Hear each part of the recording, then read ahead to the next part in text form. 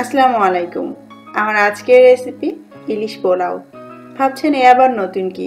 আসলেই নতুন কিছু নয়, সেই পুরনো দিনের খাবার। আর আজকের ইলিশ পোলাওটা আমি আপনাদেরকে তৈরি করে দেখাবো মা খালাদের রেসিপি অনুযায়ী, যাতে নেই কোনো মশলার আধিক্য, কিন্তু এতে মিশে আছে পুরনো দিনের সেই সাদা মাটা কিন্তু অপূর্ব স্বাদের বহর।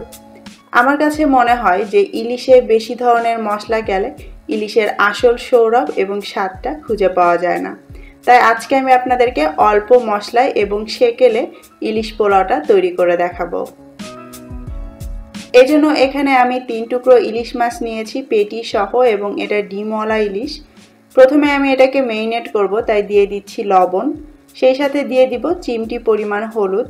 আপনারা চাইলে হলুদটা বাদ দিতে পারেন, তবে লবণ হলুদ দিয়ে ইলিশ মাছ বা যে কোনো মাছ কিছুক্ষণ মেখে রাখলে এটার আষ্টে গন্ধটা চলে যায়। চিমটি পরিমাণ মরিচের গুঁড়ো আমি ওপর দিয়ে একটু ছড়িয়ে দিচ্ছি। তারপরে এটা আঙুল দিয়ে এইভাবে ইলিশের গায়ে ডলে দিতে হবে। এক পাশটা হয়ে গেলে তারপর এটাকে উল্টে নিয়ে অপর পাশেও একইভাবে চিমটিতে করে একটু হলুদ, লবণ আর মরিচ দিয়ে এইভাবে করে চারপাশ দিয়ে মেখে নিতে হবে।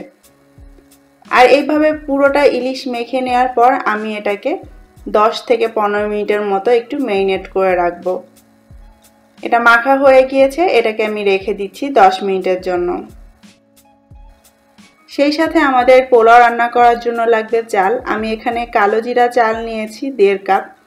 ইলিশ পোলাও রান্না করার জন্য ইলিশের অনুপাতে চালের পরিমাণটা খুব বেশি নেবেন না, তাহলে সৌরভটা পোলাওর মধ্যে ঠিকমতো ছড়ায় না। এখন এই চালটাকে আমি রুম টেম্পারেচারে থাকা পানি দিয়ে ভিজিয়ে রাখছি 10 মিনিটের জন্য। এর থেকে বেশি সময় ভেজাবেন না, তাহলে এটা ভেঙে যাবে ধোয়ার সময়, তখন আর পোলাওগুলো দেখতে সুন্দর লাগবে না। 10 মিনিট ভিজিয়ে রাখার পর এটাকে 2-3 বার একটু কচলে ধুয়ে নিতে হবে। 2-3 বার ধুয়ে টলটলে পানি বের হলে পোলাওটাও ঝরঝরে হবে। তারপর এটাকে একটা ঝাঁঝরিতে করে পানিটা ঝরিয়ে নিতে হবে। এবার চলে এলাম রান্নায়। মিডিয়াম আঁচে আমি একটা প্যান বসিয়ে নিয়েছি চুলায়, এবং এর মধ্যে দিয়ে দিচ্ছি 2 টেবিল চামচ পরিমাণ নর্মাল কুকিং অয়েল। সেই সঙ্গে দিয়ে দিচ্ছি 1 টেবিল চামচ খাঁটি সরিষার তেল। আপনি চাইলে পুরোটাই সরিষার তেল অথবা পুরোটাই এমনি তেল দিয়ে তৈরি করতে পারেন। এখন এই দুটো তেল একসঙ্গে একটু নেড়ে মিশিয়ে নিচ্ছি এবং অপেক্ষা করছি এটা একটু গরম হওয়া পর্যন্ত। তেলটা যখন গরম হয়ে যাবে তখন আমি এর মধ্যে দিয়ে দিচ্ছি মাঝারি সাইজের একটা পেঁয়াজ বাটা। সেই সঙ্গে ঝাল করার জন্য দিয়ে দিচ্ছি আধা চা চামচ মরিচ বাটা। আপনারা এটা আপনার টেস্ট অনুযায়ী দিতে পারেন। আর দিয়ে দিচ্ছি 1/4 চা চামচ জিরা বাটা। এখানে গুঁড়ার বদলে বাটা জিরাটা ব্যবহার করলে স্বাদটা বেশি ভালো আসে। ব্যাস এতটুকুনি, এর বাইরে আমরা আর কোনো মশলা এতে দিব না। আর দিয়ে দিচ্ছি স্বাদ মতো একটু লবণ। তারপর এগুলোকে একটু কষিয়ে নিতে হবে। ইলিশে আদা, রসুন, গরম মশলা ইত্যাদি ব্যবহার করলে এগুলোর যে একটা এক্সট্রা ফ্লেভার আছে সেটাতে ইলিশের সেই সৌরভটা হারিয়ে যায়। তাই ইলিশের যথাসম্ভব কম মশলা দিয়ে রান্না করাটাই ভালো, বিশেষ করে আদা রসুন তো একেবারেই নয়। যখন এই মশলাটা কষে আসবে তখন এর মধ্যে আমরা মাছগুলো দিয়ে দিব এবং এটাকে একটু ভেজে নিব। আমি আবারও বলছি, আমরা এটাকে ভেজে নিব, রান্না করে নয়। দেখতেই পাচ্ছেন যে এই মশলার মধ্যে তেল আছে, তো এখন কোনো পানি ছাড়া এটাকে 2 থেকে 2.5 মিনিট এক পিঠ করে এভাবে রেখে দিব। তাহলে ইলিশ থেকেও যে তেল বের হবে প্লাস মশলার সঙ্গে যে তেল আছে সেটাতে মিলে ইলিশটাকে একটু হালকা ভাজা করে নিব, তবে লাল করে নিব না। এক পাশ 2 মিনিট রাখার পর আমি এটাকে উল্টে দিলাম। তারপর অন্য পাশটাও আমি একইভাবে 2 মিনিট রেখে তুলে নিব। ইলিশ মাছ খুবই নরম থাকে, তাই এটাকে খুব বেশি সময় ধরে রান্না করার দরকার পড়ে না। আমি ইলিশগুলোকে 2 পাশে 2 মিনিট করে অর্থাৎ 4 মিনিট এভাবে ভেজে নিলাম। এখন আমি ইলিশগুলোকে তুলে নিচ্ছি। আপনারা হয়তো খেয়াল করছেন যে এখন কিন্তু এই মশলার মধ্যে তেলের পরিমাণ বেশি দেখা যাচ্ছে, কারণ ইলিশ থেকেও কিন্তু তেল বের হয়েছে। এবার এর মধ্যে আমি কয়েকটা গোটা কাঁচামরিচ দিয়ে দিচ্ছি এবং এটাকে একটু কষিয়ে নিচ্ছি। এই যে আমরা ইলিশটা এর মধ্যে ভাজলাম, এতে করে ইলিশের ফ্লেভারটাও কিন্তু মশলাতে চলে এলো। এবার এর মধ্যে সেই ধুয়ে রাখা চালগুলো আমি দিয়ে দিলাম, পানিটা সুন্দরভাবে ঝরিয়ে নিয়েছি। তারপর এটাকে এই মশলার সঙ্গে একটু কষিয়ে নিতে হবে, এতে করে ইলিশের ফ্লেভারটা এই চালের মধ্যে সুন্দরভাবে ঢুকে যাবে। আর যে কোনো সময় পোলাও রান্না করার জন্য চালের পানিটাকে ভালোভাবে ঝরিয়ে নেবেন, তাহলে পোলাওটা ঝরঝরে হবে। না হলে যদি পানি থেকে যায়, কিছু চাল আগে সেদ্ধ হতে শুরু করবে, আবার কিছু শক্ত থেকে যাবে। এবার আমি এর মধ্যে দিয়ে দিচ্ছি স্বাদ মতো লবণ।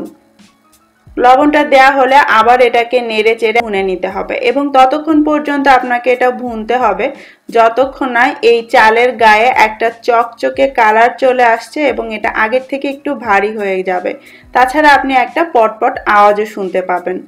তারপর এর মধ্যে দিয়ে দিতে হবে 3 কাপ গরম পানি। আমি 1.5 কাপ চাল নিয়েছিলাম, সেই একই কাপের 3 কাপ গরম পানি এতে দিয়ে দিলাম। চালগুলো চারপাশ থেকে এভাবে পানির মধ্যে ডুবিয়ে দিলাম এবং চুলার আঁচটা একদম হাই করে এটাতে বলক আসা পর্যন্ত অপেক্ষা করছি। যখন পানিতে এরকম বলক চলে আসবে তখন একবার এই পানিটা আপনাকে টেস্ট করে দেখতে হবে। যদি পানির লবণটা চড়া থাকে তাহলে রান্নার পর লবণ ঠিক থাকবে, আর লবণ যদি ঠিক থাকে রান্নার পর কম হয়ে যাবে। আমার একটু লবণের দরকার ছিল, তো আমি আরও একটু লবণ এতে দিয়ে দিলাম। তারপর একটু নেড়ে মিশিয়ে দিয়ে অপেক্ষা করছি পানিটা আর একটু টেনে আসা পর্যন্ত। যখন পানিটা এরকম টেনে আসবে কিন্তু পানি থেকে যাবে, সেই পর্যায়ে এর মধ্যে সেই ভেজে রাখা ইলিশগুলো বসিয়ে দিতে হবে। একটু হালকা করে চেপে দিতে হবে ভাতের ভিতরে। দেখুন এরকম হালকা পানি থাকতেই দিতে হবে, তবে অনেক পানি নয়, তাহলে এই পানিতে ইলিশ পুরোপুরি সেদ্ধ হয়ে যাবে আর ইলিশের ফ্লেভারটাও এই পোলাওয়ের মধ্যে খুব সুন্দরভাবে বসে যাবে। এবার এটাকে আমি ঢেকে দিচ্ছি এবং 5 থেকে 7 মিনিট এভাবেই ঢেকে রাখতে হবে আর চুলার আঁচটা এবার একেবারে লো করে দিচ্ছি।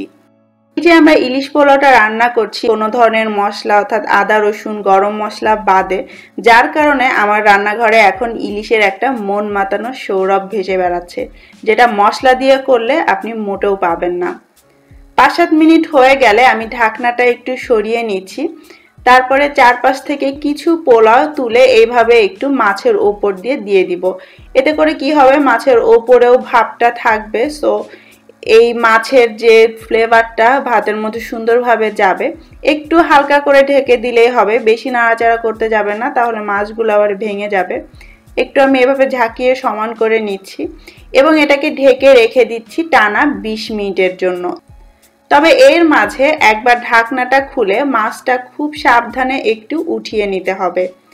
তারপরে নিচের যে পোলাওগুলো আছে সেগুলোকে আলতো করে এইভাবে একটু মিশিয়ে দিতে হবে। এতে করে নিচের পোলাওগুলো উপরে আসবে, উপরেরগুলো নিচে যাবে, যাতে করে সবগুলো পোলাও সুন্দরভাবে কুক হবে এবং একইভাবে তাপ পাবে। একটু নেড়ে চেড়ে আমি মিশিয়ে নিচ্ছি। মিশিয়ে নিয়ে তারপর এর উপরে আমি দিয়ে দিব পেঁয়াজের বেরেস্তা।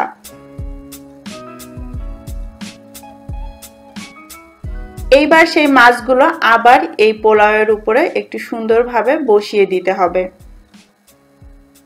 মাছগুলো বসানো হয়ে গেলে ওপর দিয়ে আরো কিছু বেরেস্তা ছড়িয়ে এবার এটাকে ঢেকে আমি আরো 10 মিনিট রেখে দিব।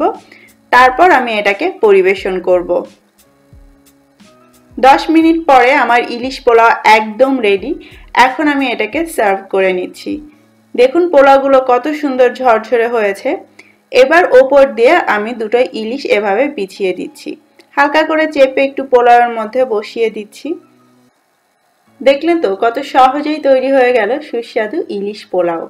আমাদের মধ্যে অনেকেরই ধারণা থাকে বেশি উপকরণ আর মশলা ব্যবহার করলেই রান্না মজা হয়।